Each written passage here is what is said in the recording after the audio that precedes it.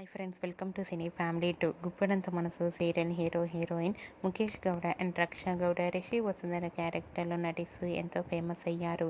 వీరిద్దరూ సోషల్ మీడియాలో చాలా యాక్టివ్గా ఉంటూ తమకు సంబంధించిన ప్రతి అప్డేట్స్ని ఎప్పటికప్పుడు షేర్ చేస్తూ ఉంటారు.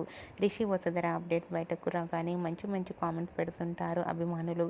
అయితే రిషి గుప్పడంత మనసు సీరియల్ హిట్ కావడంతో రిషి వసుంధరకు కొత్త మూవీస్ కూడా ఆఫర్స్ వస్తున్నాయి.